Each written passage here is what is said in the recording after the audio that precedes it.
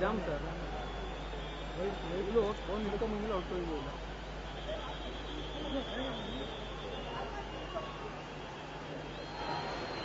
ತಮ್ಮೆಲ್ಲರಿಗೂ ಮತ್ತೊಮ್ಮೆ ನಮಸ್ಕಾರ. ಕಲ್ಪದ ನಾಡು ತುಮಕೂರಿನಲ್ಲಿ ತಲೆ ಎತ್ತಿರುವ ಇಂಟಿಗ್ರೇಟೆಡ್ ಮೆಗಾ ಫುಡ್ ಪಾರ್ಕ್ನ ವಿದ್ಯುಕ್ತ ಉದ್ಘಾಟನಾ ಸಮಾರಂಭಕ್ಕೆ ತಮ್ಮೆಲ್ಲರಿಗೂ ಸುಸ್ವಾಗತ. Ladies and gentlemen, India's food movement takes a major leap with the integrated mega food park made possible by the Ministry of Food Processing Industries, Government of India and the Future Group. This Wednesday morning is a witness to the formal inauguration of the park. Namaskara, salutations and suswagata. Most respected welcome to all our esteemed guests on the dais, our esteemed and respected invitees and the lovely people of Tumkur and Karnataka. May we now invite Honorable Minister for Food Processing Industries, Government of India, Mrs. Harsimrat Kaur Badal, to deliver the welcome address. Ladies and gentlemen, Honorable Minister, Mrs. Harsimrat Kaur Badal.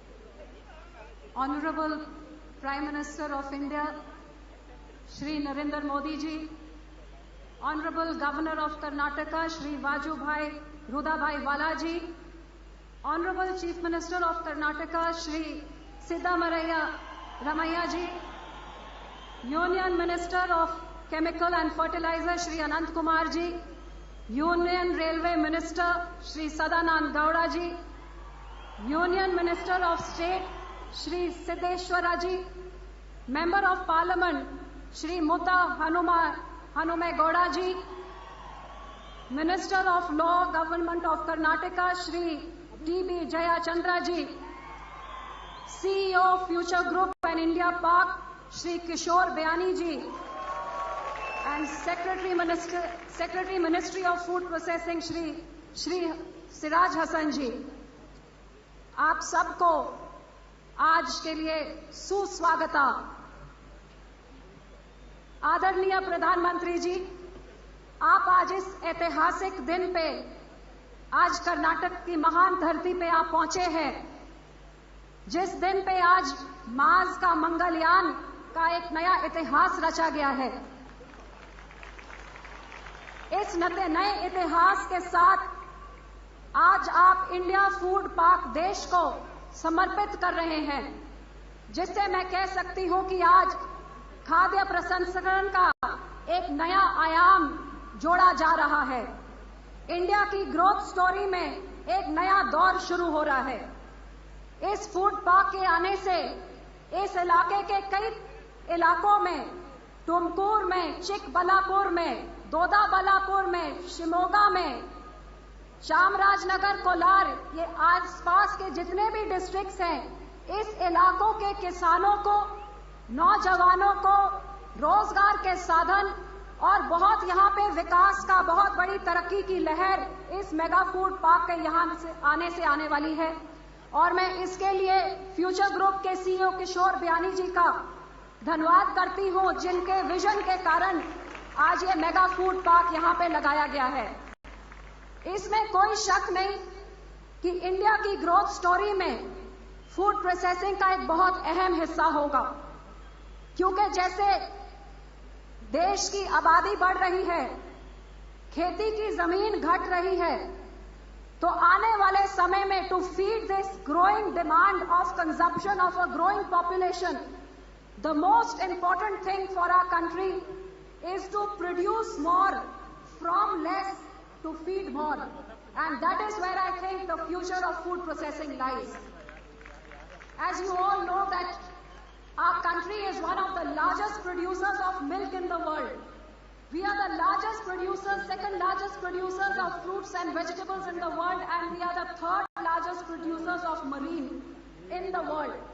But in spite of this, our processing is moving at a very slow pace.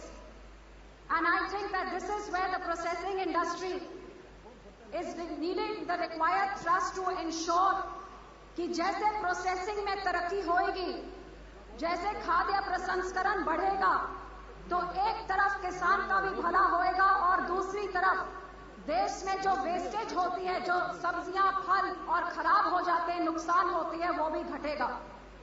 आज ऐसे उद्योग जितने भी लगेंगे, इन उद्योगों के प्रसंस्करण के प्रोसेसिंग के लिए उनको खाद्य की सब्जियों, फलों की जरूरत होगी। आसपास के किसानों के साथ तालमेल करके उन किसानों को जब बढ़िया टेक्नोलॉजी, बढ़िया सीड, बढ़िया तौर तरीके सिखाए जाएंगे तो किसान को अपनी जमीन में से बढ़िया उत्पादन और ज्यादा उत्पादन मिलेगा। उस करके किसान की आमदन बढ़ेगी और अच्छा और बढ़िया उत्पादन जब इस ऐसे यूनिट्स में प्रोसेस होगा तो फिर इन यूनिट्स की भी कामयाबी होगी। तो मैं समझती हूं कि इन आसपास के इलाकों में जहां किसानों का बहुत बड़ा फायदा होगा, वहां के नौजवानों को ऐसे यूनिट्स में रोजगार के साधन मिलेंगे। और सबसे बड़ा चैलेंज जो आज हमारे देश के सामने है कि फूड वेस्टेज को घटाया जाए।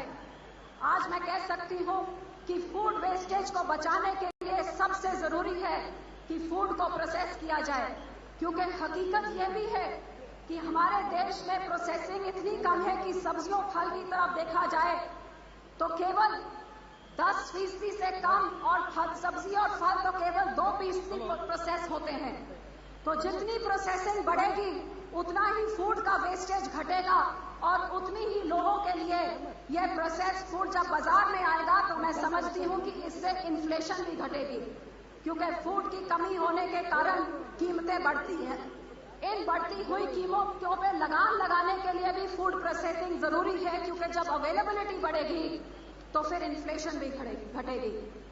सो मैं आज इस मौके पे प्रधानमंत्री जी का शुक्राना करना चाहती हूं कि उनकी विजन का सदका आज हमारे देश में ऐसे के जैसे इंडिया फूड पार्क का आज वो देश को समर्पित करने के लिए आज प्रधानमंत्री जी इधर पहुंचे हैं। मुझे खुशी होती हुए बताते हुए कि मेरी मिनिस्ट्री के द्वारा ऐसे 4 और फूड पार्क्स इस साल उनका उद्घाटन, उनकी शुरुआत की जाएगी और 17 और मेगा फूड पार्क्स देश में बांटे जाएंगे। और मुझे पूरा विश्वास है आदरणीय प्रधानमंत्री जी की नेतृत्व पे ये हिंदुस्तान की हिस्ट्री में, हिंदुस्तान के भविष्य में एक फूड ग्रोथ के लिए, देश की ग्रोथ के लिए एक ऐसा फूड का ब्रिज बनाया जाएगा जो फार्म को फॉर्क के साथ कनेक्ट करेगा, किसान के खेत को थाली के साथ कनेक्ट करेगा और ऐसा फूड का ग्रिड देश भर में बनेगा कि मिनिमम वेस्टेज के साथ, मैक्सिमम प्रोसेसिंग के साथ, अन्नम ब्रह्मा, फूड इज गॉड, आज अन्नदाता का सत्कार करने के लिए ज्यादा से ज्यादा प्रोसेसिंग को बढ़ावा दिया जाएगा। मैं आज सबका, खास तौर पे प्रधानमंत्री जी का, गवर्नर साहब का, मुख्यमंत्री साहब का और अपने सहयोगी मित्रों का सबका धन्यवाद करना चाहती हूं और मेरे दोस्तों, मित्रों जो सामने बैठे हैं, आप सबका यहां आने का शुक्राना करना चाहती हूं। वाहिगुरु जी का खालसा, वाहिगुरु जी की फतेह। जय हिंद। ಆಹಾರ ವ್ಯರ್ಥವಾಗುವುದನ್ನು ತಡೆಗಟ್ಟುವ ಸಲುವಾಗಿ ಇಂಥ ಸಂಸ್ಕರಣಾ ಕೇಂದ್ರಗಳ ಅವಶ್ಯಕತೆ ಇದೆ ಎಂಬ ನುಡಿಯನ್ನು ಹಂಚಿಕೊಂಡು ಎಲ್ಲರನ್ನೂ ಮಾನ್ಯ ಸಚಿವೆ ಸ್ವಾಗತಿಸಿದ್ದಾರೆ. Thank you so much madam. ಆದ್ಮೇಲೆ ನಾಡ ಹಬ್ಬ ದಸರೆಯ ಕೊಡುಗೆಯಾಗಿ ಕರುನಾಡಿಗೆ ದಕ್ಕುತ್ತಿದೆ ಈ ಫುಡ್ ಪಾರ್ಕ್. ಈ ಸುಸಂದರ್ಭದಲ್ಲಿ ನಾಡ ಜನತೆಯ ಧ್ವನಿಯಾಗಿ ಇದೀಗ ನಿಮ್ಮ ಮುಂದೆ ಸನ್ಮಾನ್ಯ ಮುಖ್ಯಮಂತ್ರಿಗಳು. Ladies and gentlemen, we now request Honorable Chief Minister of Karnataka, Shri Siddaramaiah ji, to kindly address this gathering.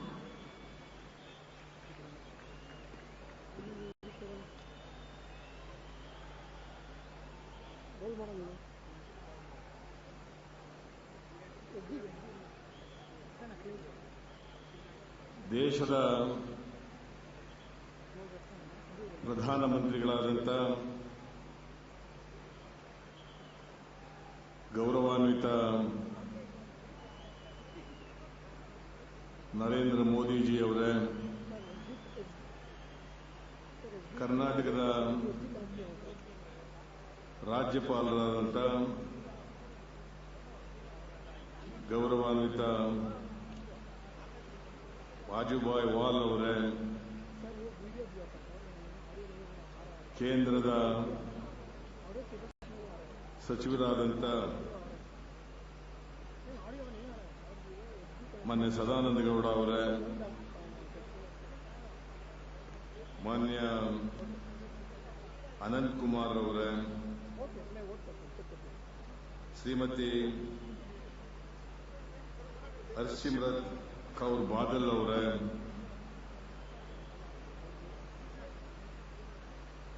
ಸಚಿವರಾದಂಥ ಮಾನ್ಯ GM ಸಿದ್ದೇಶ್ವರ್ ಅವರೇ,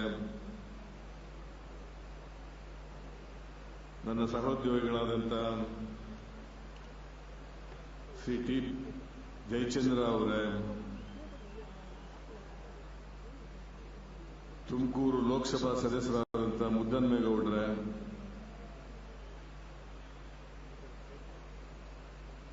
ವೇದಿಕೆ ಮೇಲಿರ್ತಕ್ಕಂಥ ಇತರ ಎಲ್ಲ ಗಣ್ಯರೇ, ಇಲ್ಲಿ ಆಗಮಿಸಿರ್ತಕ್ಕಂಥ ಎಲ್ಲ ಆತ್ಮೀಯ ರೈತ ಬಾಂಧವರೇ,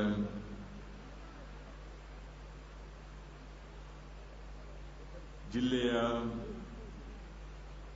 ಎಲ್ಲ ಶಾಸಕ ಬಂಧುಗಳೇ, ಪ್ರತಿಷ್ಠಿತ ಫ್ಯೂಚರ್ ಗ್ರೂಪ್ನ ಅಂಗಸಂಸ್ಥೆಯಾದಂಥ ಇಂಟಿಗ್ರೇಟೆಡ್ ಫುಡ್ ಪಾರ್ಕ್ನ ಪ್ರವರ್ತಕರೇ, ಮಾಧ್ಯಮ ಮಿತ್ರರೇ, ಮಹಿಳೆಯರೇ ಮತ್ತು ಮಹಿಳೆಯರೇ, ನಾನು ಮೊದಲಿಗೆ ಕರ್ನಾಟಕಕ್ಕೆ ದೇಶದ ಪ್ರಧಾನಮಂತ್ರಿಯಾದ ಮೇಲೆ ಸನ್ಮಾನ್ಯ ನರೇಂದ್ರ ಮೋದಿಜಿಯವರು ಪ್ರಥಮ ಬಾರಿಗೆ ಕರ್ನಾಟಕಕ್ಕೆ ಆಗಮಿಸ್ತಾ ಇದ್ದಾರೆ.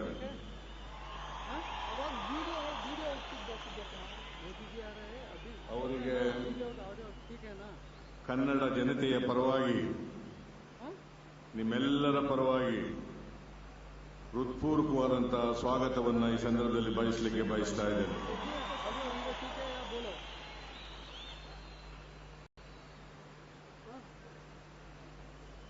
ಇದು ಒಂದು ಐತಿಹಾಸಿಕವಾದಂತಹ ಸಮಾರಂಭ. ಸುವರ್ಣಾಕ್ಷರಗಳಲ್ಲಿ ದಾಖಲಿಸಬೇಕಾದಂಥ ದಿನನೂ ಕೂಡ ಹೌದು. ಕರ್ನಾಟಕದ ಇತಿಹಾಸದಲ್ಲೇ ಮೊದಲ ಬಾರಿಗೆ ಮೆಗಾ ಫುಡ್ ಪಾರ್ಕ್ ಅನ್ನ ಉದ್ಘಾಟಿಸಲು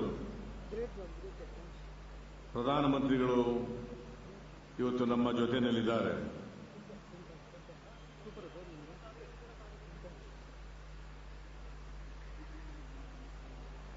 ಪ್ರಧಾನಮಂತ್ರಿಗಳು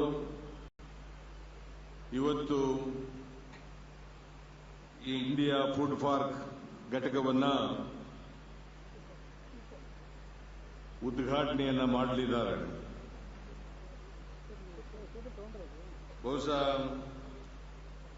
ರಾಷ್ಟ್ರದಲ್ಲಿಯೇ ಇದು ಒಂದು ಪ್ರಪ್ರಥಮ ಇಂಡಿಯಾ ಫುಡ್ ಪಾರ್ಕ್ ಘಟಕ ಉದ್ಘಾಟನೆ ಆಗ್ತಾ ಅಂತಕ್ಕಂಥದ್ದು ತಮಗೆ ತಿಳಿಸಲಿಕ್ಕೆ ಬಯಸ್ತಾ ಇದ್ದೇನೆ. ನನಗೆ ಈ ಸಮಾರಂಭದಲ್ಲಿ ಭಾಗವಹಿಸಲಿಕ್ಕೆ ಅತೀವ ಸಂತೋಷ ಆಗ್ತಾ ಇದೆ.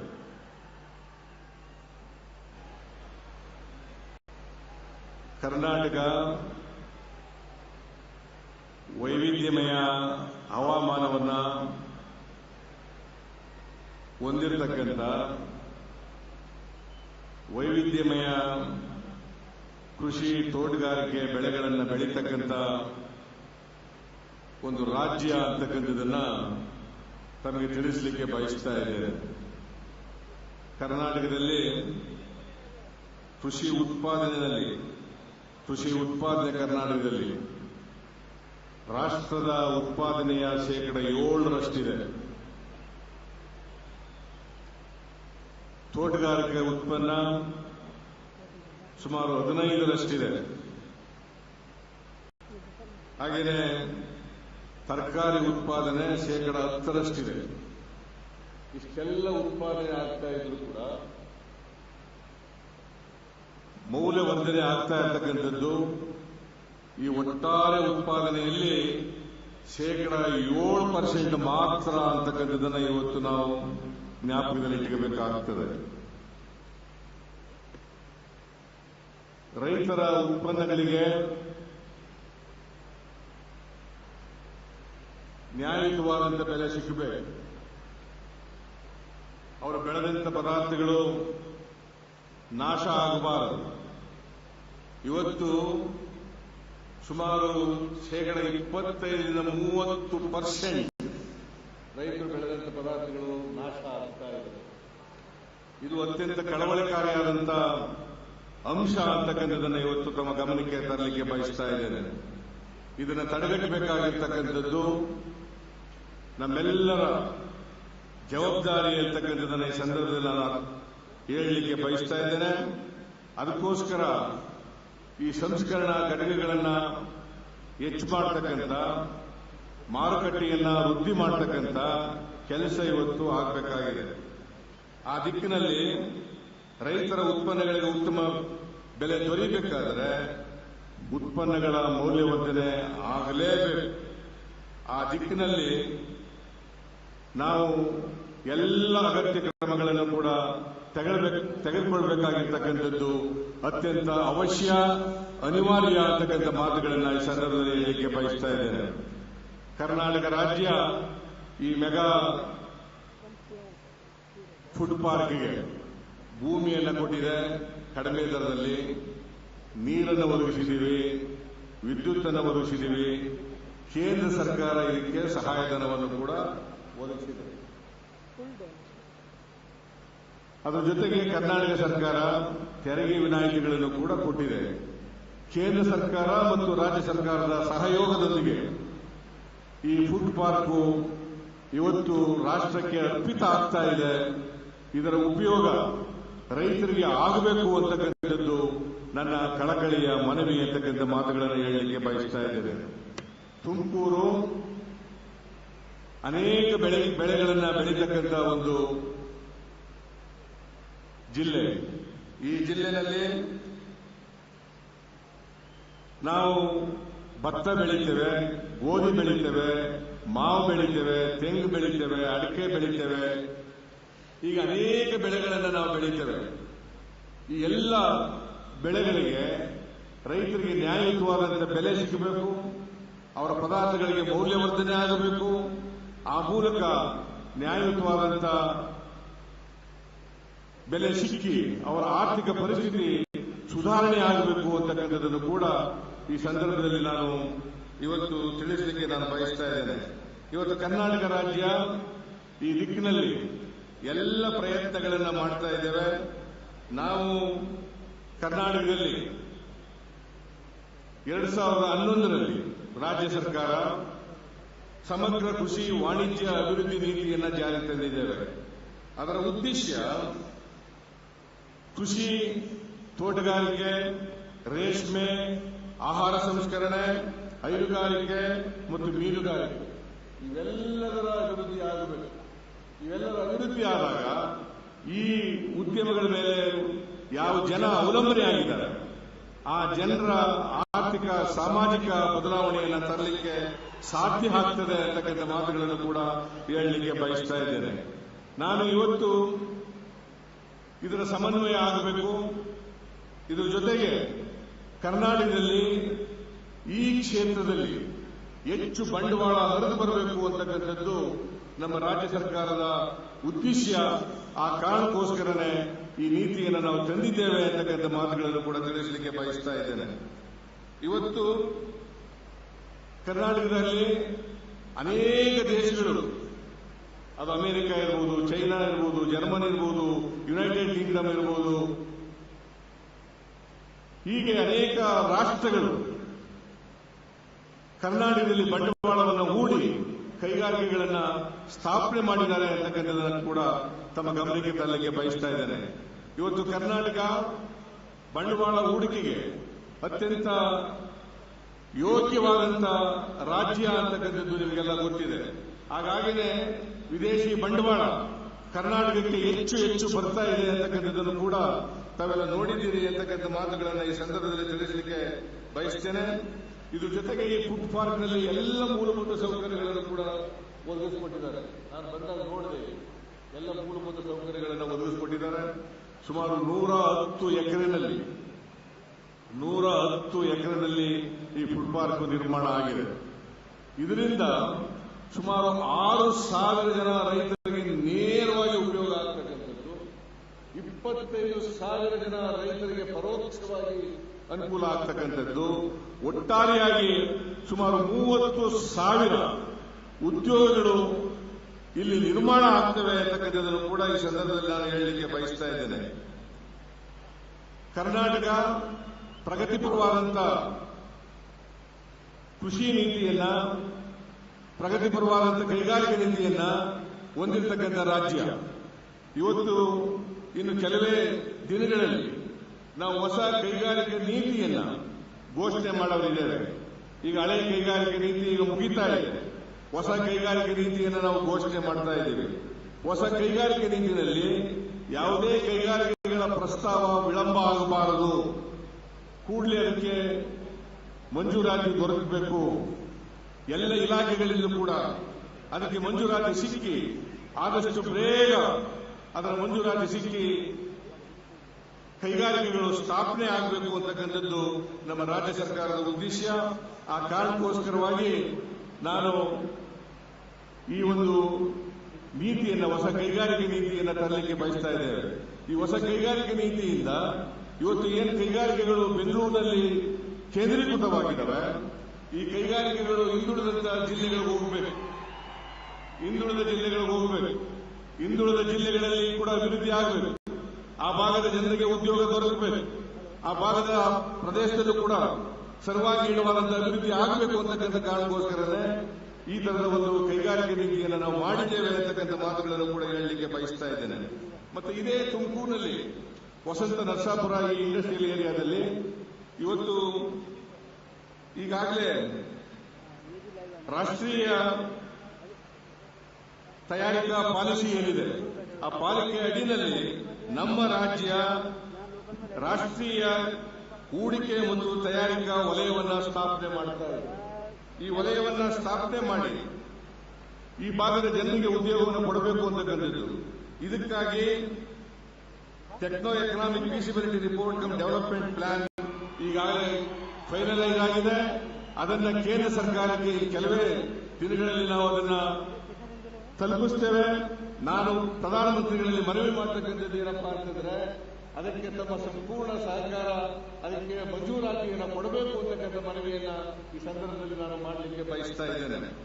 ಅದರ ಜೊತೆಗೆ ಚೆನ್ನೈ, ಬೆಂಗಳೂರು, ಚಿತ್ರದುರ್ಗ ಸುಮಾರು 560 ಕಿಲೋಮೀಟರ್ ಮೆಟ್ರೋ ಬಹಳ ಉದ್ದನೆಯ ಇಂಡಸ್ಟ್ರಿಯಲ್ ಕಾರಿಡಾರ್ ಅನ್ನ ಮಾಡತಕ್ಕಂಥ ಪ್ರಸ್ತಾವ ನಮ್ಮ ಮುಂದೆ ಇದೆ. ಅದಕ್ಕೆ ಜಪಾನ್ನ ಸಂಸ್ಥೆಯವರು, ಹಣಕಾಸಿನ ಸಂಸ್ಥೆ ಸಹಾಯ ಮಾಡಲಿಕ್ಕೆ ಮುಂದೆ ಬಂದಿದೆ. ಅದರದ್ದು ಕೂಡ ಮಾರ್ಚ್ 15 ಒಳಗಡೆ ಆ ಪ್ಲಾನ್ ಅನ್ನ, ಕಾಂಪ್ರಿಹೆನ್ಸಿವ್ ಪ್ಲಾನ್ ಅನ್ನು ನಾವು ಕಂಪ್ಲೀಟ್ ಮಾಡ್ತೇವೆ.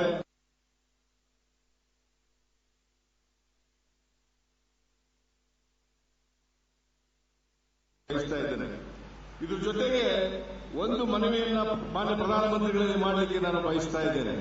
ಇತ್ತೀಚೆಗೆ ಆಂಧ್ರ ಮತ್ತು ತೆಲಂಗಾಣ ವಿಭಜನೆ ಆದಮೇಲೆ ತೆಲಂಗಾಣಕ್ಕೆ ಮತ್ತು ಸೀಮಾಂಧ್ರಕ್ಕೆ ವಿಶೇಷವಾದಂತಹ ಸವಲತ್ತುಗಳನ್ನು ಕೊಡ್ತಕ್ಕಂಥ ಪ್ಯಾಕೇಜ್ ಅನ್ನು ಘೋಷಣೆ ಮಾಡಿದ್ದಾರೆ ಅಂತಕ್ಕಂಥ ಮಾತುಗಳನ್ನು ನಾನು ಕೇಳಿದ್ದೇನೆ. ಅದೇ ಮಾತಿನಲ್ಲಿ ಕರ್ನಾಟಕ ಆಂಧ್ರಕ್ಕೆ ಪಕ್ಕದ ರಾಜ್ಯ ಆಗಿರೋದ್ರಿಂದ, ಹೈದರಾಬಾದ್ ಕರ್ನಾಟಕ ಬಹಳ ಹಿಂದುಳಿದಿರ್ತಕ್ಕಂಥ ರಾಜ್ಯ ಆಗಿರೋದ್ರಿಂದ ಅದೇ ಮಾದರಿಯಲ್ಲಿ ಎಲ್ಲ ವಿನಾಯಿತಿಗಳನ್ನು ನಮಗೆ ಕೊಡಬೇಕು. ಇಲ್ಲದೆ ಹೋದರೆ ಅನಾರೋಗ್ಯಕರವಾದಂಥ ಸ್ಪರ್ಧೆ ಕೈಗಾರಿಕೆ ಬೆಳವಣಿಗೆಯಲ್ಲಿ ಆಂಧ್ರಕ್ಕೆ, ನಮ್ಮ ರಾಜ್ಯಕ್ಕೆ ಆಗ್ತದೆ ಅಂತಕ್ಕಂಥ ಮನವಿಯನ್ನು ಕೂಡ ತಮ್ಮಲ್ಲಿ ಮಾಡಲಿಕ್ಕೆ ಬಯಸ್ತಾ ಇದ್ದೇನೆ. ಅದರಿಂದ ಅದನ್ನು ಮಾಡಬೇಕು ಅಂತಕ್ಕಂಥ ಮಾತುಗಳನ್ನು ಕೂಡ ಈ ಸಂದರ್ಭದಲ್ಲಿ ತಿಳಿಸಲಿಕ್ಕೆ ನಾನು ಬಯಸ್ತಾ ಇದ್ದೇನೆ. ಅದೇ ರೀತಿ ಇವತ್ತು ಕರ್ನಾಟಕ ಬರಗಾಲವನ್ನು ಎದುರಿಸ್ತಾ ಇದೆ. ಸುಮಾರು 7-8 ಜಿಲ್ಲೆಗಳಲ್ಲಿ ಬರಗಾಲ ಇದೆ. 7-8 ಜಿಲ್ಲೆಗಳಲ್ಲಿ ಬರಗಾಲ ಇದೆ. ಅದೇ ರೀತಿ ಹೆಚ್ಚು ಮಳೆಯಾಗಿ ಸುಮಾರು 8-9 ಜಿಲ್ಲೆಗಳು ಪ್ರವಾಹಕ್ಕೆ ಒಳಗಾಗಿದ್ದಾವೆ. ರೈತರು ಬಹಳ ಕಷ್ಟದಲ್ಲಿದ್ದಾರೆ, ಮನೆಗಳು ಬಿದ್ದೋಗಿದ್ದಾರೆ, ನೂರಾರು ಜನ ಸತ್ತಿದ್ದಾರೆ. ಅದಕ್ಕೋಸ್ಕರ ಕೇಂದ್ರ ಸರ್ಕಾರಕ್ಕೆ ಈಗಾಗಲೇ ನಾವು ಹೆಚ್ಚು ಆರ್ಥಿಕ ಸಹಾಯವನ್ನು ಕೇಳಿ ಮನವಿಯನ್ನು ಕೂಡ ಅರ್ಪಿಸಿದ್ದೇವೆ. ನಾನು ಪ್ರಧಾನಮಂತ್ರಿಗಳಲ್ಲಿ ಮನವಿ ಮಾಡತಕ್ಕಂಥದ್ದು, ಹೆಚ್ಚು ಆರ್ಥಿಕ ಸಹಾಯವನ್ನು ಕೊಡಬೇಕು. ಯಾರು ತೊಂದರೆಯಲ್ಲಿದ್ದಾರೆ ರೈತರು, ಅವರ ಸಹಕಾರಕ್ಕೆ ಕೇಂದ್ರ ಸರ್ಕಾರ ಬರಬೇಕು ಅಂತಕ್ಕಂಥ ಮಾತುಗಳನ್ನು ಕೂಡ ಈ ಸಂದರ್ಭದಲ್ಲಿ ನಾನು ತಿಳಿಸಲಿಕ್ಕೆ ಬಯಸ್ತಾ ಇದ್ದೇನೆ. ನಾನು ಹೆಚ್ಚು ಮಾತನಾಡಲಿಕ್ಕೆ ಹೋಗಲ್ಲ. ಕರ್ನಾಟಕ ಇವತ್ತು ಕೈಗಾರಿಕಾ ಬೆಳವಣಿಗೆಯಲ್ಲಿ, ಫುಡ್ ಪ್ರಾಸೆಸಿಂಗ್ನಲ್ಲಿ ನಾವು ಮುಂಚೂಣಿನಲ್ಲಿದ್ದೇವೆ. ಇದನ್ನು ಇನ್ನು ಮುಂದಕ್ಕೆ ತಗೊಂಡು ಹೋಗಬೇಕಾದರೆ ಕೇಂದ್ರ ಸರ್ಕಾರದ ಎಲ್ಲ ಸಹಕಾರಗಳು ಕೂಡ, ಸಹಾಯಗಳು ಕೂಡ ಬೇಕಾಗ್ತವೆ ಅಂತಕ್ಕಂಥ ಮಾತುಗಳನ್ನು ಹೇಳಿ ಇವತ್ತು ನಾನು ಕೊನೆಯಲ್ಲಿ ಇಂಥ ಒಂದು ಅತ್ಯುತ್ತಮ ಯೋಜನೆಯನ್ನ ಕಾರ್ಯಗತಗೊಳಿಸಿರ್ತಕ್ಕಂಥ ಫ್ಯೂಚರ್ ಗ್ರೂಪ್ನ ಇಂಟಿಗ್ರೇಟೆಡ್ ಫುಡ್ ಪಾರ್ಕ್ನ ಪ್ರವರ್ತಕರಿಗೆ ವಂದನೆಗಳನ್ನು ಸಲ್ಲಿಸಿ, ಮಾನ್ಯ ಪ್ರಧಾನಮಂತ್ರಿಯವರು ನಮ್ಮ ರಾಜ್ಯಕ್ಕೆ ಬಂದು ಮೊದಲನೇ ಬಾರಿಗೆ ಈ ಫುಡ್ ಪಾರ್ಕ್ ಅನ್ನು ಉದ್ಘಾಟನೆ ಮಾಡಿದ್ದಾರೆ. ಅವ್ರಿಗೂ ಕೂಡ ರಾಜ್ಯದ ಜನತೆಯಿಂದ ವಂದನೆಗಳನ್ನು ಸಲ್ಲಿಸಿ ನಿಮಗೆಲ್ಲ ನಮಸ್ಕಾರ ಮಾಡಿ ನಾನು ಮಾತು ಮುಗಿಸ್ತೇನೆ. ಜೈ ಹಿಂದ್, ಜೈ Karnataka. Karnataka challenges and opportunities presented in a nutshell by the Honorable Chief Minister of Karnataka, Shri Siddaramaiah ji. Thank you so much, sir. ಆತ್ಮೀಯರೇ, ಎಲ್ಲರ ನಿರೀಕ್ಷೆಯ ಆ ಅಮೃತ ಘಳಿಗೆ ಇದೀಗ ಬಂದಿದೆ. May we very humbly request Honorable Prime Minister of India, Shri Narendra Modi ji, to kindly unveil the official plaque which marks the formal inauguration of India Food Park, Integrated Mega Food Park.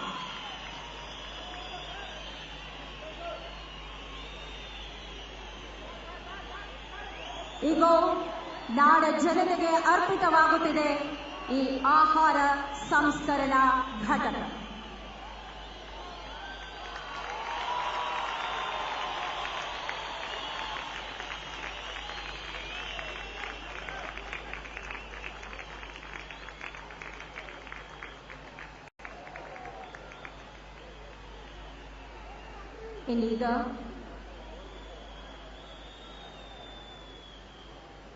Iniga, may we very humbly request Honorable Prime Minister of India, Shri Narendra Modi ji, to kindly address this gathering. ಬಂಧುಗಳೇ, ಸ್ಫೂರ್ತಿದಾಯಕ ನುಡಿಗಳಿಗಾಗಿ ದಯಮಾಡಿ ದೊಡ್ಡ ಚಪ್ಪಾಳೆಯೊಂದಿಗೆ ಸ್ವಾಗತಿಸಿ.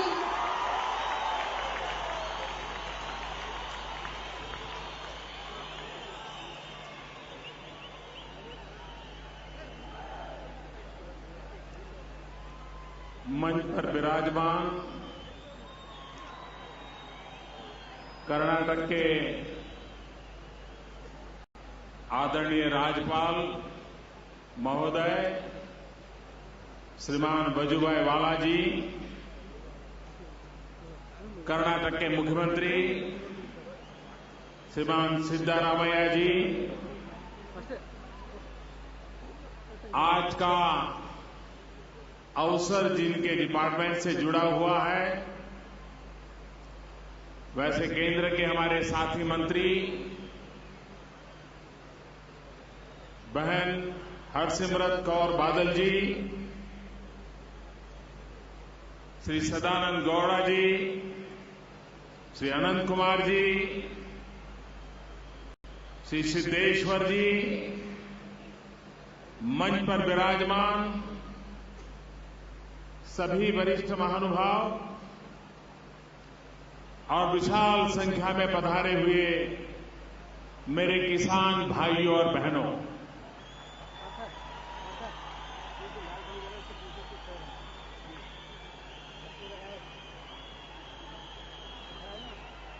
अभी मुख्यमंत्री जी कन्नड़ भाषा में अपनी बात बता रहे थे। मैं कन्नड़ भाषा नहीं जानता हूं, उसके बावजूद भी वो जो कह रहे थे उसको मैं समझ पा रहा था। और उसका कारण ये है कि अगर देश को आगे बढ़ाना है तो केंद्र और राज्य को मिलकर के काम करना होगा।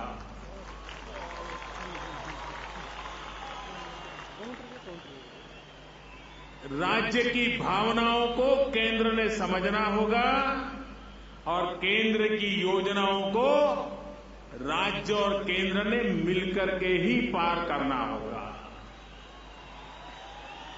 आज ये जो फूड पार्क हम दे रहे हैं, इसमें राज्य सरकार, केंद्र सरकार और प्राइवेट पार्टी तीनों की भागीदारी है। तीनों ने मिलकर के इस काम को आगे बढ़ाया।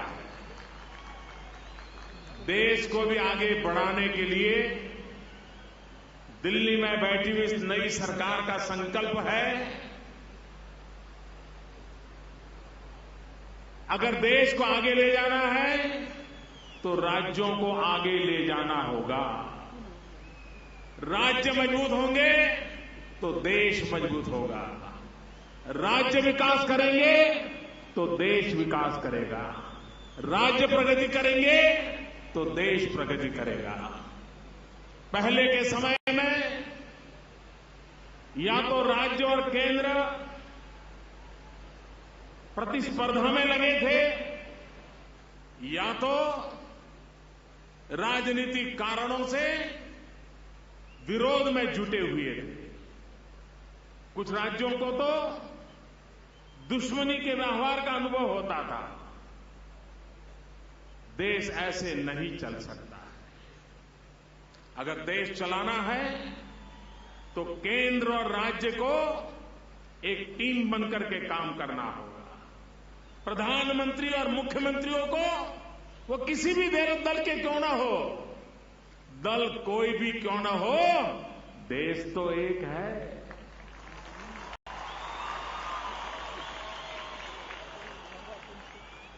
कंधे से कंधा मिलाकर के आगे बढ़ना होगा। और मैं एक के बाद एक सभी राज्य सरकारों को विश्वास में लेकर के, सभी मुख्यमंत्रियों का साथ लेकर के भारत के फेडरल स्ट्रक्चर को लेटर एंड स्पिरिट में कैसे उपयोग किया जा सकता है, कैसे उस ताकत का उपयोग किया जा सकता है, उसको करने के लिए हमारी पूरी कोशिश रहेगी। आज का दिवस अनेक प्रकार से विशेष है। आज भारत के वैज्ञानिकों ने एक बहुत बड़ी सिद्धि प्राप्त की है। पहले ही प्रयास में मंगल के ऑर्बिट में स्थान पाने वाला हिंदुस्तान पहला देश बन गया है।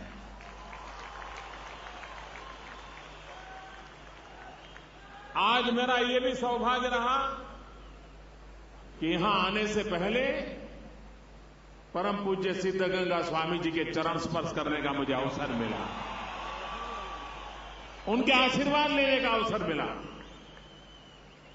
और आज जैसे हमारे मंत्री जी ने कहा,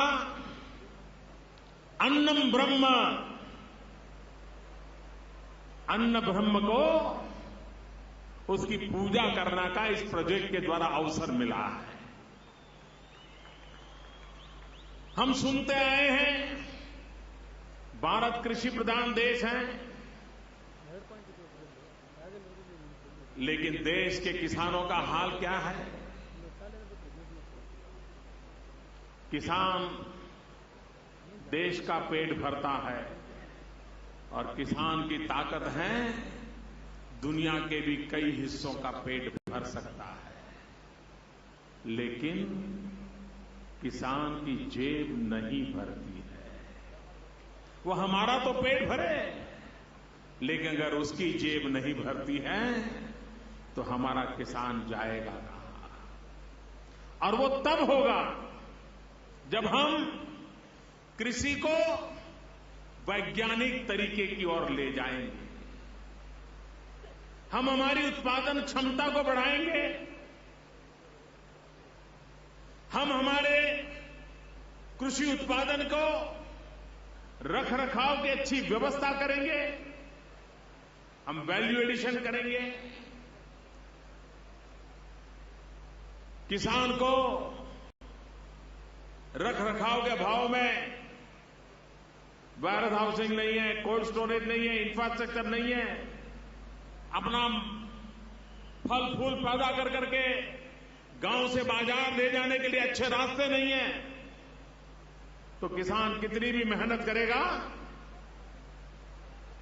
वो आर्थिक रूप से संपन्न नहीं हो सकता। और इसलिए समय की मांग है कि हमारा किसान जो उत्पादन करता है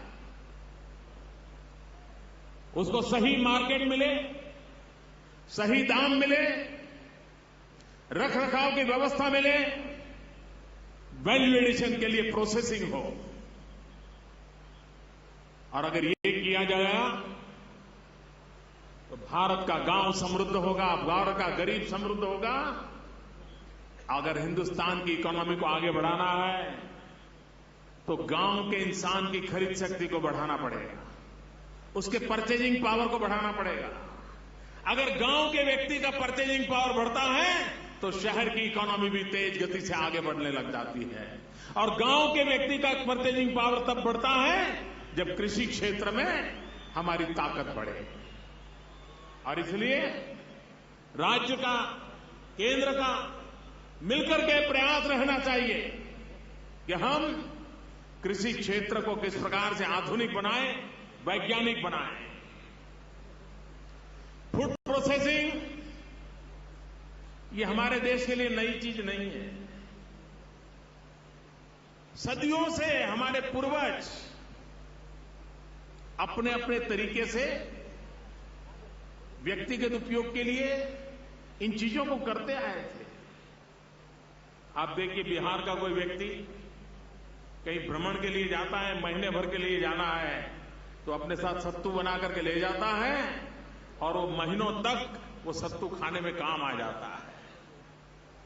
यही तो ये फूड प्रोसेसिंग है और क्या है। हमारे पूर्वज हैं जो किसी जमाने में गन्ने के रस से गुड़ बनाते थे और वो भी जमीन पर बना देते थे, वो भी तो फूड प्रोसेसिंग था। एक जमाना था सामुद्रिक मार्ग में एक रास्ता पूरे विश्व प्रसिद्ध था। सामुद्रिक मार्ग में, सी रूट में एक स्पाइस ट्रेड रूट सदियों से जाना जाता था। आज तो कई प्रकार के ट्रेड रूट की समुद्र से चर्चा होती है और वो स्पाइसिस का सामुद्रिक जो ट्रेड रूट था, हमारे देश के किसान जो मसाला पैदा करते थे वो पूरे विश्व के बाजार में जाता था। और समुद्र के मार्ग का उपयोग भी स्पाइसिस ट्रेड रूट के रूप में होता था। ये सामर्थ्य हमारे देश के किसानों में था। आज समय की मांग है, अगर हमारे देश के किसान जो पैदा करते हैं उसका वेस्टेज अगर हम बचा लें, वेस्टेज, तो भी देश का 30-40 हजार करोड़ रुपया बच सकता है। और इसके लिए इस प्रकार के आधुनिक व्यवस्थाओं को हमें विकसित करना होगा। आजकल तो न्यूक्लियर एनर्जी का उपयोग भी किसानों की भलाई के लिए करने की संभावनाएं पैदा हुई। भारत उसको भी आगे बढ़ाना चाहता है। उसी प्रकार से इन दिनों में कुछ कंपनियों से के सामने मैंने एक विषय रखा है। हम पेप्सी पीते हैं, कोला पीते हैं, न जाने कितने कितने इस प्रकार के बेवरेजेस बाजार में मिलते हैं। अरबों खरबों रुपए का व्यापार होता है। मैंने इन कंपनियों को कहा कि आप ये जो बनाते हैं एरेटेड वाटर्स, क्या उसमें 5% नेचुरल फ्रूट जूस को मिक्स किया जा सकता है क्या? आप कल्पना कर सकते हैं आज जो अरबों खरबों रुपयों का इस प्रकार के पेप्सी वगैरह पेय का व्यापार है, अगर उसमें 5%, ज्यादा मैं नहीं कह रहा हूं, 5% हमारा किसान जो फल पैदा करता है उस फल का जूस अगर उसमें मिक्स कर दिया जाए, हिंदुस्तान के किसान को फल बेचने के लिए कभी बाजार ढूंढने नहीं जाना पड़ेगा। अरबों खरबों रुपयों का फलों का व्यापार एक निर्णय में हो सकता है। मैंने भारत सरकार के जो रिसर्च इंस्टीट्यूट्स हैं उनसे भी आग्रह किया है कि आप रिसर्च करें, क्या इन एरेटेड वाटर्स में ये पेप्सी कोला वगैरह जो बिकता है उसमें हमारा किसान जो पैदा करता है उन फलों का जूस, नेचुरल जूस अगर उसमें डाला जाए तो मेरे किसान की आय बढ़ेगी, उसके फल बिक जाएंगे और मेरे किसान को कभी अपने फल चौराहे पर फेंकने की नौबत नहीं आएगी। मैं अभी एक साइंस मैगजीन पढ़ रहा हूं। आज देखिए कई चीजें, आज किसान जो पैदावार करता है कोई चीज वेस्ट जाने वाली नहीं है, कितनी चीजें बन सकती हैं। हम कैश्यू नट खाते हैं, कैश्यू नट का बड़ा बाजार मिलता है, लेकिन अभी विज्ञान ये कह रहा है कि कैश्यू नट का जो कवर होता है, जो एप्पल होता है जिसमें से कैश्यू निकलता है, वो जो ऊपर का कवच होता है, जो हार्ड कवच रहता है, वो न्यूट्रिशन रिच होता है। अगर उसका जूस बाजार में जाएगा तो न्यूट्रिशन के लिए हर व्यक्ति को उपयोगी होगा। अब तक हम क्या करते थे, काजू निकालते थे और ऊपर का छिलका जला देते थे। अब उसमें वैल्यू एडिशन होने की संभावना हुई है। केले, हम लोग केले की खेती करते हैं, केले निकलने के बाद वो चूरा पौधा जो होता है 5 फीट 6 फीट ऊंचा होता है, उसको नष्ट करने के लिए अलग कॉन्ट्रैक्ट देते थे। 1 बीघा जमीन में ये साफ करने के लिए किसी को 10,000 रुपए 20,000 रुपए भी देते थे। आज हमारे यहां एक यूनिवर्सिटी ने रिसर्च किया है कि केले पकने के बाद, केले निकालने के बाद जो पौधा बचता है उसमें से बहुत बढ़िया तंतु निकलते हैं, धागे बनते हैं और उसमें से उत्तम प्रकार का कपड़ा बन सकता है। केले के वेस्ट में से कपड़ों का निर्माण होने की संभावना पैदा हुई है। यानी मूल्य वृद्धि, प्रोसेसिंग, हम सदियों से इन चीजों से परिचित हैं और हम करते आए हैं। हम दूध में से घी बनाते हैं। दूध 2 दिन भी टिकता नहीं है, लेकिन घी महीनों तक टिकता है। कौन सी टेक्नोलॉजी? सहज परिवार का ज्ञान है जो फूड प्रोसेसिंग प्रक्रिया को करता है, दूध में से घी बनाता है और महीनों तक इस घी का उपयोग करता है, घी पर खराब नहीं होने देता है। आज हमारा किसान टमाटर बेचता है, कम पैसे मिलते हैं, लेकिन अगर टमाटर का केचप बना करके बेचे तो ज्यादा पैसा मिलता है। और केचप का बॉटल भी बढ़िया हो, नाम भी बढ़िया हो और कोई नटी हाथ में बॉटल लेके खड़ी हो तो उससे और ज्यादा पैसे बाजार में मिल जाते हैं। मार्केटिंग का जमाना है। हमारा किसान अगर आम बेचता है तो कम पैसे मिलते हैं, लेकिन अचार बना करके बेचता है तो दुनिया के बाजार में अचार बिकता है। आज पूरे विश्व में भारत के भोजन के प्रति एक आकर्षण पैदा हुआ है। भोजन में भारत का टेस्ट आज विश्व भर में एक आकर्षण का केंद्र बना है। लेकिन प्रिपरेशन उनके लिए संभव नहीं है, इंग्रेडिएंट्स अवेलेबल नहीं है। लेकिन अगर हम pack ready to eat food बना करके दुनिया के बाजार में रखते हैं, आज पूरे विश्व में हमारा माल बिक सकता है। अगर आप इंडियन करी ये कह करके पैक टीन बेचना शुरू करें, दुनिया खरीदने के लिए तैयार बैठी है। इतना बड़ा ग्लोबल मार्केट है, उसको हम कैसे स्पर्श करें? आज ऑर्गेनिक फार्मिंग इसका महत्व बढ़ रहा है। सारा विश्व होलिस्टिक हेल्थ केयर की ओर जा रहा है। हमारे हिमालयन स्टेट नॉर्थ ईस्ट, जिसमें ऑर्गेनिक फार्मिंग की सबसे ज्यादा संभावना है, केमिकल फर्टिलाइजर से मुक्त, अगर उनको हम अच्छी लेबोरेटरी दे, अच्छा सर्टिफिकेशन दे, दुनिया के बाजार में जो माल ₹1 में बिकता है, अगर वो ऑर्गेनिक फार्मिंग से बना है तो वही माल $1 में बिक जाता है। ये संभावनाएं पड़ी है और इन संभावनाओं को तराशने का प्रयास भारत सरकार कर रही है, उसे प्रोत्साहन दे रही है। हिंदुस्तान के हर कोने में किसान जो पैदावार करता है, उस पैदावार के लिए आवश्यक जो व्यवस्थाएं हैं, वो व्यवस्थाएं जितना इंफ्रास्ट्रक्चर हम बनाएंगे, समुद्री तट से उसको विश्व व्यापार के लिए अवसर देंगे। हमारा किसान बहुत चीजें कर सकता है। एक बार मैं एक फंक्शन में गया था, ट्राइबल इलाका था। वो ट्राइबल लोगों ने मुझे गुलदस्ता भेंट किया और मैं हैरान था। गुलदस्ते में जो फूल थे, हर फूल पर मेरी तस्वीर लगी थी। मेरे लिए वो पहली घटना थी। मैंने कहा, भाई ये क्या है? आदिवासी लोग थे, ट्राइबल लोग थे।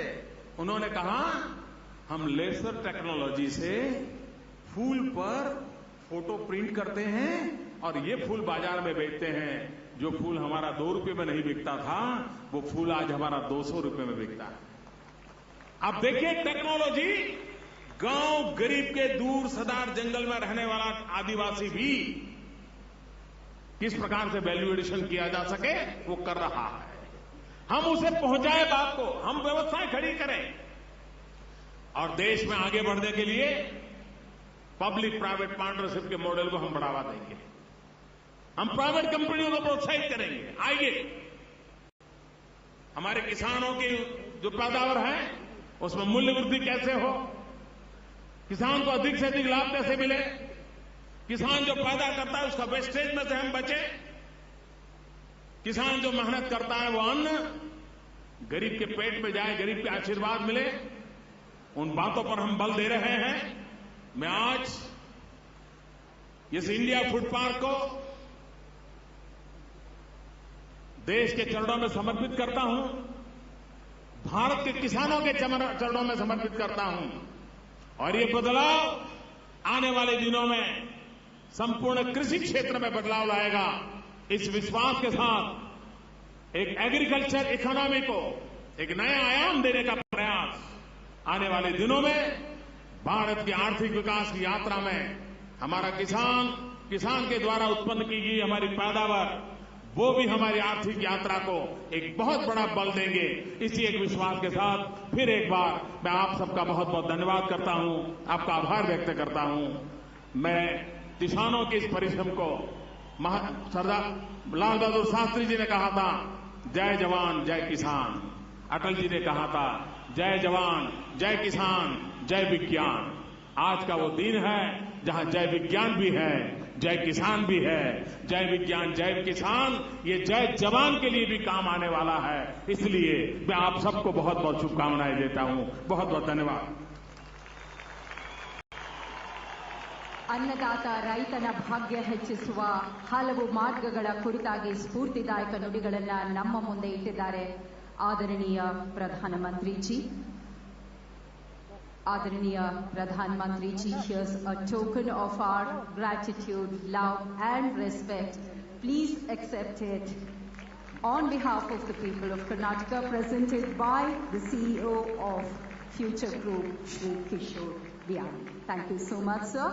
And now, ಈ ಸಮಾರಂಭವನ್ನು ಚೆನ್ನಾಗಿಸಿದ ಸರ್ವರಿಗೂ ಕೃತಜ್ಞತೆಗಳ ಅರ್ಪಣೆ. Vote of thanks to be proposed by the Group CEO, Future Group, Shri Kishore Biyani.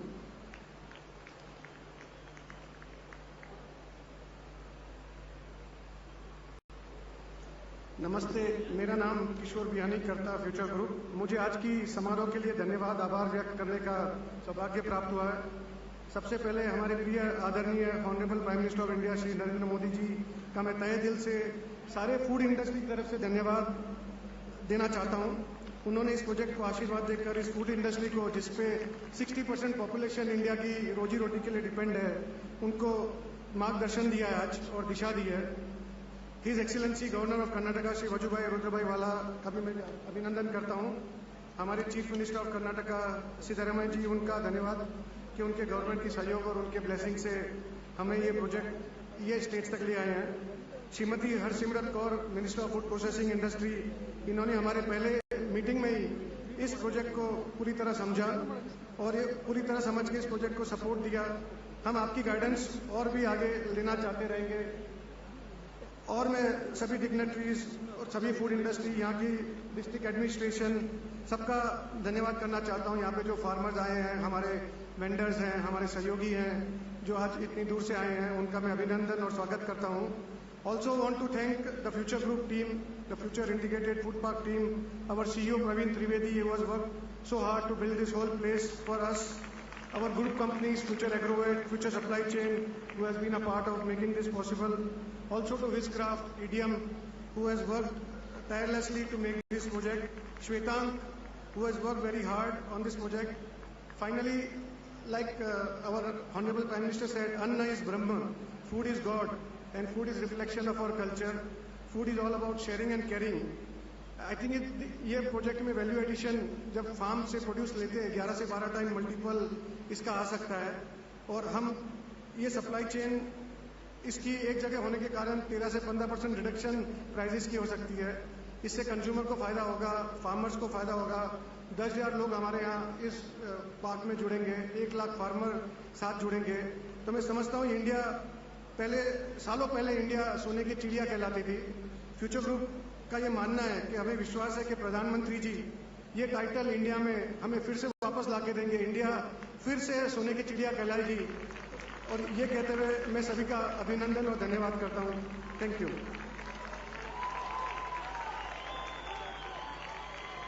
ಮತ್ತೊಮ್ಮೆ ಹೃತ್ಪೂರ್ವಕ ಧನ್ಯವಾದಗಳನ್ನು ನಮ್ಮೆಲ್ಲ ಮಾನನೀಯ ಅತಿಥಿಗಳಿಗೆ ಅರ್ಪಿಸುತ್ತಿದ್ದೇವೆ. Thank you so much.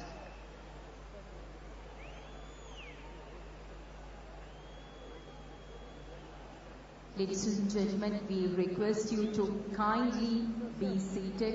ದಯಮಾಡಿ ನೀವು ಎಲ್ಲೆಲ್ಲಿ ಇದ್ದೀರೋ ಅಲ್ಲೇ ಇರಬೇಕಾಗಿ ಮತ್ತೆ ಕೆಲವು ಕ್ಷಣಗಳು ಕೂತಿರಬೇಕಾಗಿ ಕೋರಿಕೆ. Please be with us, please be seated.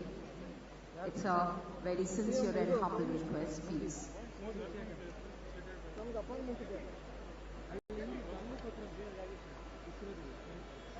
Also, ladies and gentlemen, please note that once our esteemed guests leave this place,